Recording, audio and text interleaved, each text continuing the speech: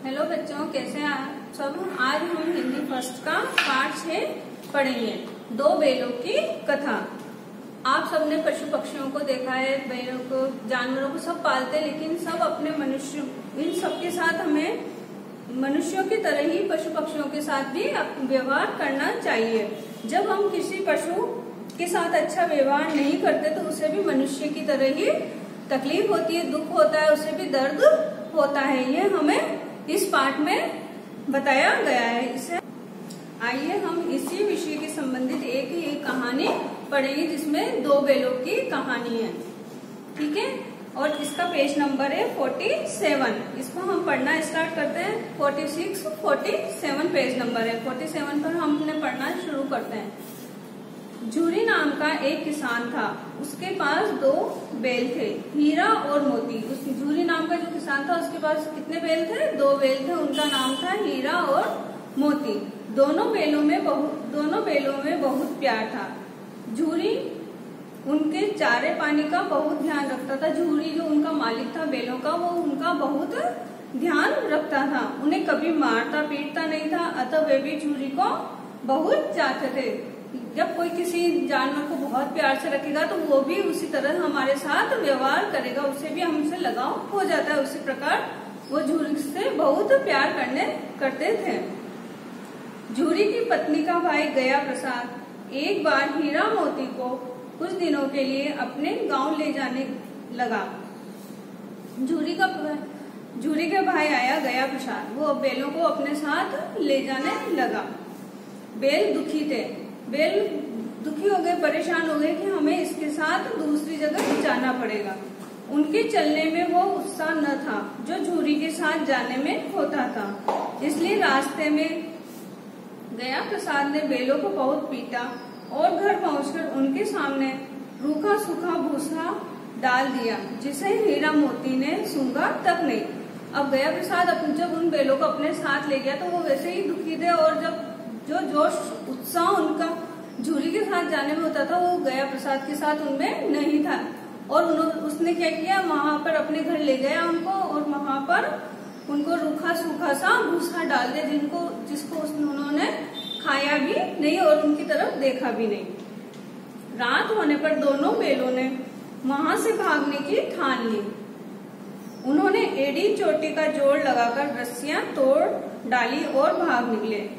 जब रात हुई तो उनको बिल्कुल भी वहां पर अच्छा नहीं लगा, इसलिए उन्होंने वहां से भागने की सोच लिया और अपनी पूरी ताकत लगाकर, एड़ी चोटी का यानी पूरी ताकत लगाकर, पूरी शक्ति से वहां से उन रस्सियों को तोड़कर भाग निकले। पो फटते ही वो अपने मालिक के घर में थे। पो फटते ही यानी सुबह होते ही वो अपने मालिक के घर पहुंच गए। झूरी ने जब उन्हें थान पर खड़े देखा तो सब कुछ समझ आ गया। झूरी जो उनका मालिक था, उन्होंने थान यानी जहाँ पर बैलों को बांधते हैं, बैलों के बांधने के स्थान को क्या बोलते हैं? थान। तो वहाँ वो समझ गया। वह प्यार से बैलों के शरीर को सहलाने लगा, परंतु झूरी की पत्नी उन्हें देखकर जल भुन गई। परंतु जब वो उनको अपने बैलों को देखकर वो खुश हो गया और उनको प्यार से सहला रहा था, तब उसकी पत्नी आई और उन्हें देखकर जलन से, उनके क्रोध या ईर्ष्या से बहुत दुखी हो गई।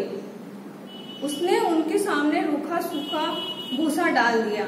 उसकी पत्नी ने उनके सामने फिर से रूखा सूखा भूसा डाल दिया, परंतु वे खुश होकर उसे ही खाने लगे। क्यों खाने लगे? वो वहां पर जब गया प्रसाद ने डाला था तब तो उन्होंने नहीं खाया, क्योंकि वो वहां उससे बिल्कुल भी खुश नहीं थे। लेकिन झूरी उन्हें बहुत प्यार करता था, इसलिए उनको वो रूखा सूखा भी बहुत अच्छा लग रहा था। अगले दिन गया प्रसाद फिर आया और किसी तरह उन्हें अपने घर ले गया। अब गया प्रसाद ने उनसे बड़ा कठिन काम लेना शुरू किया। वह उन्हें दिन भर हल में जोतता और मारता पीटता। फिर अगले दिन जब वो बैल वहां से भाग आए तो वो वापस आकर उन्हें अपने घर ले जाने के लिए आ गया और उन्हें ले जाकर पहले से ज्यादा दुगना काम कराता था, बहुत ज्यादा मेहनत करवाता था। उन्हें दिन भर हल में जोतकर अपने खेत में काम करवाता और उनको मारता पीटता था। शाम को घर लाकर मोटे मोटे रस्सों में बांधकर उन्हें रूखा सूखा भूसा देता, और जब शाम को आ जाते तो वो एक मोटे रस्से से बांधता था, क्योंकि वो जानता है अगर पतले से बांधेगा तो वो फिर से भाग जाएंगे। उन्हें बांधकर रूखा सूखा भोजन देता, भूसा खिला देता था। वे लाचार निगाहों से एक दूसरे को देखते रहते। वे बेबस हो गए और एक दूसरे को देखने लगे। गया के घर में एक छोटी सी लड़की रहती थी। वह बेलों की दुर्दशा देखती तो उसे बहुत बुरा लगता। वह रात को चुपके से उन्हें रोटी खिलाती थी। दोनों बेल उसका प्यार देखकर अपनी मार और अपमान भूल जाते। एक दिन मोती रस्सी तोड़ने की कोशिश कर रहा था। इतने में वह लड़की आई और उसने दोनों बेलों को खोल दिया। दोनों वहां से भाग निकले। गया के घर में उसकी एक जो छोटी बेटी थी वह आई और उस लड़की रहती थी। उस वहां पर उनके मार पीटता, उसका पिताजी उसको मारते पीटते तो उससे वो नहीं देखा जाता था और उसको बहुत दया आती थी। तो उसकी दुर्दशा, उसकी ये हालत देखकर उसे बहुत बुरा लगता था। वह चुपके से जब सब सो जाते रात को लाकर उसे रोटी खिलाती। दोनों बैल उसका प्यार देखकर अपनी मार और अपमान भूल जाते थे। और एक दिन मोटे रस्सी तोड़ने की कोशिश कर रहा था। इतने में वो लड़की आ गई और उस लड़की ने वो रस्सी खोल दी और वो दोनों बैल वहां से भाग निकले। अब हीरा मोती आजाद थे। रास्ते में उन्हें एक सांड मिला। उसका सामना करने के अलावा उनके पास कोई चारा नहीं था। अब हीरा मोती जब आजाद हो गए, वहां से भाग निकले, तो उन्हें रास्ते में एक बहुत बड़ा सा बैल मिला, सांड मिला, जो अब उनके पास और कोई रास्ता नहीं था कि वो उसका सामना ना करे। इसलिए उन्होंने उसका सामना किया। उन्होंने साहस से काम लिया। सांड ने हीरा पर सामने से वार किया तो मोती ने उस पर पीछे से सींगों से हमला किया। सांड घबरा गया क्योंकि यहाँ पर तो दो थे। दोनों ने मिलकर सांड को भगा दिया। ये दोनों थे इसलिए दोनों ने एक मारकर उसको सांड को वहां से भगा दिया। दोनों अब बहुत प्रसन्न थे। दोनों बहुत खुश हो गए। आगे बढ़ने पर उन्हें मटर का खेत दिखाई पड़ा। वे भूखे तो थे ही, मटर के खेत में घुस गए और लगे मटर खाने। अभी पेट भरा भी न था कि रखवाले ने उन्हें देख लिया और दोनों को पकड़कर कांजी हाउस में बंद करवा दिया। दोनों आजाद होने के बाद बहुत खुश थे और अपने रास्ते आगे बढ़ गए। उन्होंने रास्ते में एक मटर का खेत देखा। उस खेत में उनको बहुत जोर से भूख लगी थी, इसलिए वो उसमें घुस गए और मटर खाने लगे। जब उनका पेट भी नहीं भरा था, उन्होंने थोड़ा सा ही खाया, तो खेत के मालिक ने उन दोनों को देख लिया और उन्हें कांजी हाउस में बंद करवा दिया। कांजी हाउस का मतलब होता है कि जहाँ पर आवारा पशुओं को बंद किया जाता है। हीरा और मोती ने देखा कि कांजी हाउस में और भी कई जानवर थे। भैंसे, घोड़े, घोड़ियां, बकरी, गधे आदि। सबके सब कमजोर और दुबले पतले। वहां न चारे का प्रबंध था और न पानी का। वो दोनों बहुत पछताए कि यहाँ कहाँ आ फंसे। अब जो दोनों को उन्होंने कांजी हाउस में बंद करवा दिया, तो वहां पर और भी बहुत सारे जानवर थे और उनको देखकर वो इतने दुबले पतले हो रहे थे, तो वो समझ गए कि यहाँ न तो खाने पीने का सुख है न कुछ भी नहीं है, यहाँ तो हम आकर फंस गए। रात होने पर मोती ने हीरा से कहा कि अगर दीवार तोड़ दी जाए तो इस जेल से बाहर निकला जा सकता है। उसने सींगों से दीवार गिराने का प्रयास किया। जल्दी ही थोड़ी सी दीवार गिर गई तो उसका उत्साह बढ़ा। अब उसने और जोर से चोटें मारनी शुरू कर दी। दीवार में रास्ता बनते ही पहले घोड़ियां भागी, फिर भैंसे और बकरियां। मोती ने गधों को भी सींग मारकर भगा दिया।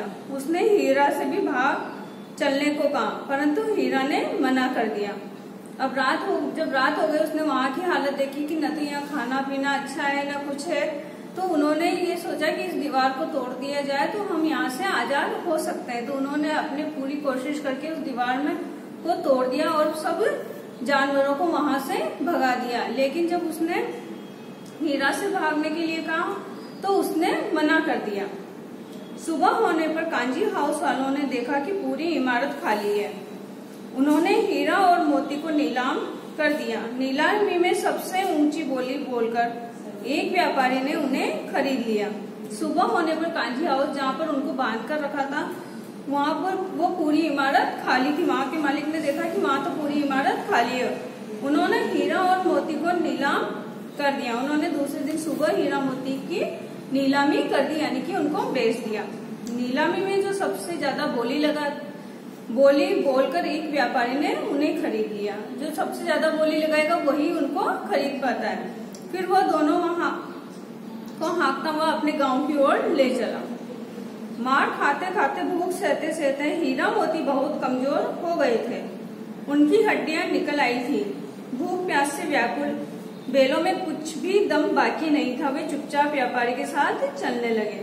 मार खाते खाते और भूख सहते सहते हीरा मोती बहुत कमजोर हो गए थे और उनकी हड्डियां निकल आई थी। वो भूख प्यास से व्याकुल यानी बेचैन हो गए और उनमें कुछ भी दम नहीं बचा था, ताकत शक्ति नहीं बची थी। तो वो चुपचाप जिसने उनको खरीदा वो उनके साथ चलने लगे।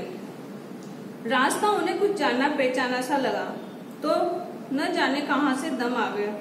जब वो व्यापारी के साथ धीरे धीरे जा रहे थे तो उन्हें रास्ता देखा तो उनको लगा कि तो कुछ अपना जाना पहचाना सा है और उनके अंदर इतनी शक्ति आ गई कि वे दोनों तेजी से भागने लगे।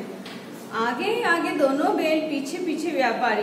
परंतु जब तक वो उन्हें पकड़ता तब तक दोनों बैल अपने घर पहुंच चुके थे। जूरी को देखकर मानो वह खुशी से नाच उठे। जूरी भी उन्हें देखकर खुश था। वह उनसे लिपट गया। इतने में व्यापारी भी पीछे पीछे वहां आ पहुंचा और उन्हें मांगने लगा। मोती ने आओ देखा न ताओ व्यापारी पर झपट पड़ा। व्यापारी जान बचाकर वहां से भागा। जूरी की पत्नी भी भीतर से दौड़ी आई। उसने दोनों बैलों के माथे चूम लिए। जब वो वहां से उस व्यापारी के साथ जा रहे थे तो उन्हें रास्ता जाना पहचाना लगा, तो वो वहां से भाग निकले। जल्दी भागने लगे और वो व्यापारी उनके पीछे। लेकिन जब तक व्यापारी उन्हें पकड़ता वो अपने घर पहुंच गए थे। तब मोती ने कुछ भी नहीं देखा, आगे पीछे कुछ नहीं देखा और उस व्यापारी को सींगों से मारने लगा और व्यापारी पर झपट पड़ा, यानी उसके ऊपर आक्रमण कर दिया। व्यापारी जान बचाकर वहां से भाग गया। जूरी की पत्नी थी वो भी वहां से अंदर से भागी आई और उन दोनों को माथे को प्यार से चूम लिया। इस तरह हमें अपने पशु पक्षियों को जो भी होते हैं उनको हमें अपने प्यार से रखेंगे तो वो भी हमारे को इतना ही सम्मान और आदर देते हैं। इसलिए हमेशा पशु पक्षियों के साथ अच्छा व्यवहार करना चाहिए। धन्यवाद।